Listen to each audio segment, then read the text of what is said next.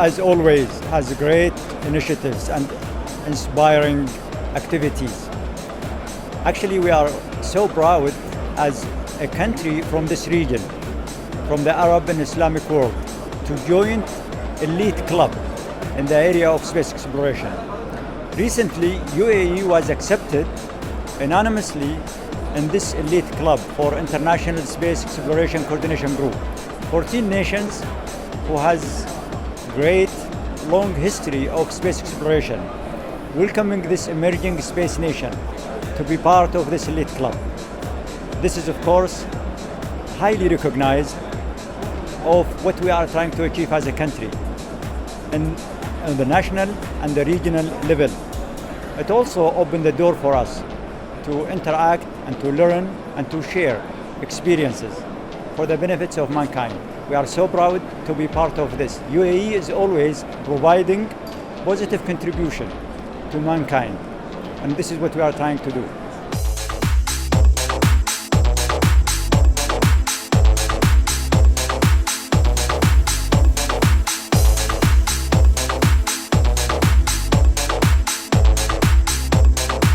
The idea behind creating EDIC is to basically create a platform for defense industries. So the 16 companies were identified from مبادلة توازن AIG, and they're all in defense industries. The aim behind creating this platform is to ensure that we create and unlock existing synergies across the three companies. As you can imagine, these companies were under three different mother companies with different management philosophy. And what we're doing here within EDIC is that we're creating one single platform that identifies the needs of the GHQ, our main customer, and deliver to those requirements in the most efficient manner. Each one of those companies have the existing relationship between the company and major OEMs, with service providers, with regulators. And what we're doing with an EDIC is that we're building on those relationships. Yesterday or 2 days ago, we've signed a deal with Boeing, between Boeing, توازن Precision Industries, under the umbrella of the توازن Economic Council, in order to create parts for tactical airplanes here in the UAE. We've also signed a deal today with L3 Westcom in order to create an authorized service center in here. The deal was between L3 and Adasi. So you see that the business is going as usual when it comes to these companies, but we at EDIC are at the moment busy creating the synergies between those companies and identifying opportunities in which the companies can align, can grow, and can achieve efficiency. Our core mandate is to build the capabilities in the UAE, transfer knowledge, transfer technologies from OEMs to the UAE in order to ensure readiness for our GHQ client. The existing relationships that currently are in place between the assets and the universities are still valid, they're still growing. EDIC itself is looking at platforms or creating platforms that will build on those relationships. As we started, we are integrating and aligning 16 different companies at EDIC. That does not mean that we're stopping any operational development or opportunities. Ever since we announced EDIC in 2014, we have been participating in various platforms that enabled us to showcase EDIC and its companies. We've been to IDEX, we are today in Dubai Air Show, we've been to a number of other international exhibitions as well. The aim, again, and I'd like to emphasize, is to create efficiencies that will service GHQ and will provide readiness to our armed forces. And we can only do that by being approachable to OEMs, to suppliers, and to the whole supply chain.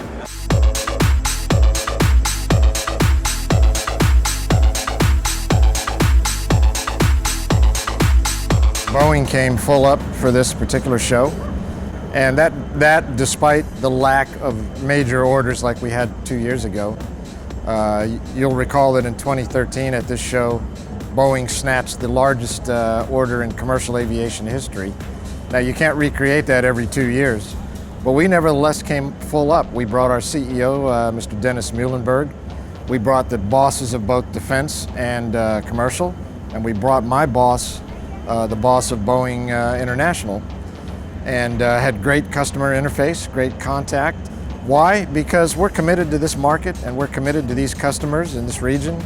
And it's not about what order do you get at what show, it's about demonstrating your presence and your commitment. And I want to point out that for us, this is a year of celebration and inspiration because we're rolling into our centennial year, completing our first 100 years of business as Boeing.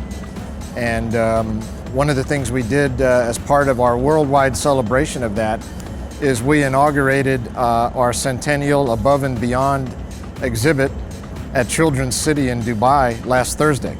This is the first stop of a 2-year roadshow all around the world for this particular exhibit, and we chose to do it here in the United Arab Emirates.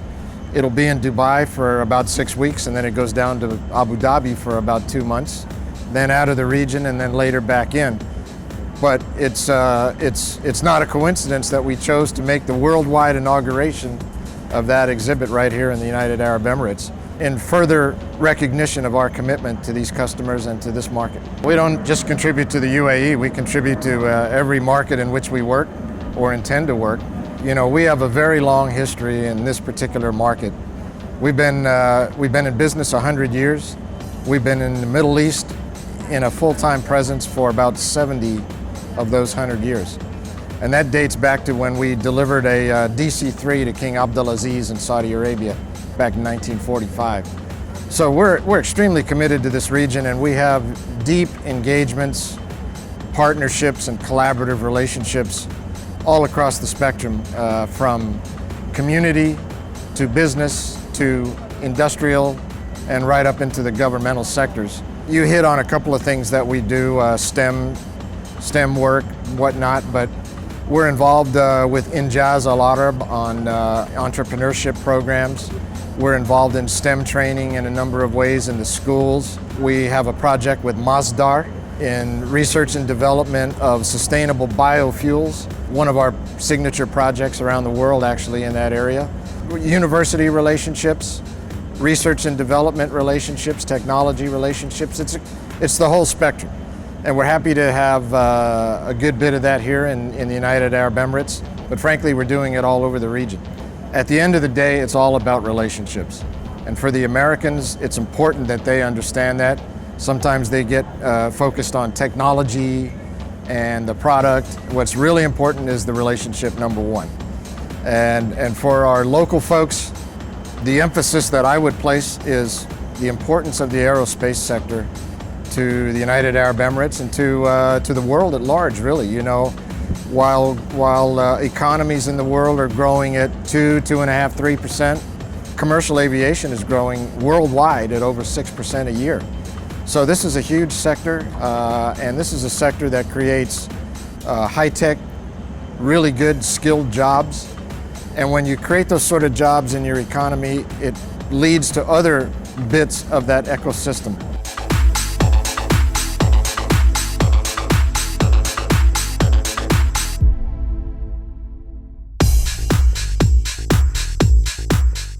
You know that we have been in Dubai Air Show since the beginning of the show.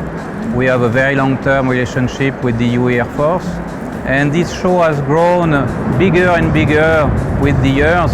And now I think it's the place to be in the Middle East, in Dubai Air Show. We could see with these new facilities, with new airport, all the demonstrations, the flight display, the static display, all these booths, so it's a place to be. I think it's more and more professional. You can feel that it has grown a lot in different fields, in the commercial aircraft business, with all the MRO and all the activities, aerospace activities that is building up in Dubai, even space activities, and also military aircraft, which is more also, you know that we have two types of activities. We have business jet with our Falcon line, and we have our military aircraft with the Mirage 2000, the Rafale, and also some multi-mission Falcons.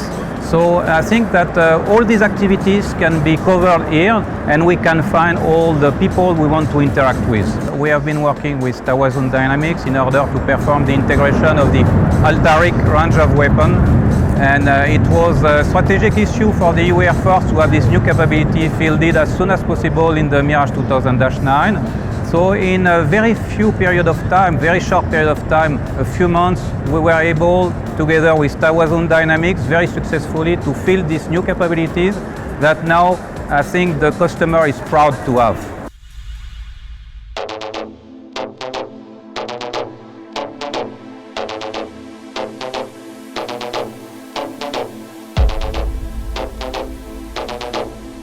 We were delighted to present here a wide range of our products which are being used operationally currently here in the region. We're very proud to be part of the exercise of the effort done by the UAE Air Force and troops in the region.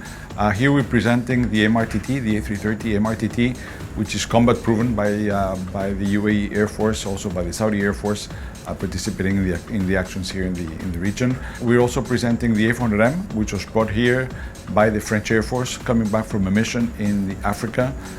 So on the way back to Europe, they stopped here, presented the airplane for 3 days. And also we have here, of course, a wide range of commercial products. And we're very proud to be here and show our products here. Well, the A400M is a strategic airlifter, a tactical airlifter. It can be used as a air-to-air refueling to receive fuel and to deliver fuel, transport passengers, troops, cargo, land in unpaved runways, cruise at speeds and altitudes typical of jet airplanes.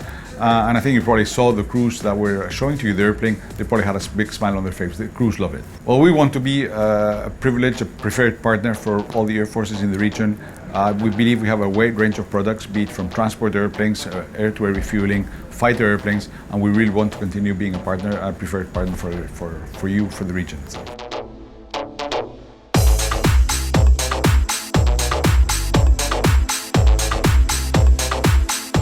Absolutely delighted to be here, and as well as our corporation to be represented at the Dubai Air Show. We're here because we truly want to be a trusted partner for national security capability for the United Arab Emirates. I can't think of a better fit for our company, for our people, and to be a partner with our Emirati customers here in the UAE. We have just had a delightful start to the air show, and what we bring is an incredible innovation for the future for our Emiratis. It's a good example is an innovation challenge. This has been a 5-year program that we have worked with higher colleges of technology to literally teach, mentor, and guide students in science, technology, engineering, and math to learn how to build autonomous systems, aircraft, but really to learn how to do the engineering aspects of systems that they will build in the future that we will partner with them in doing. Based on Vision 2030, we too have a vision for our partnership in industry, our partnership with education. So Innovation Challenge is a classic example of the pillar of working with education to educate students in the science, technology, engineering, and math. The real surprise to us after 5 years of this competition was to find out during the Dubai Air Show that in fact the students are now developing their own vision for startup companies based on all the things that we taught them. How to fly airplanes, how to do aeronautical engineering, how to do microelectronics, put it all together and then design, develop, manufacture, and literally test fly a capability. And they're looking at that for their own drones and perhaps a business opportunity in the future.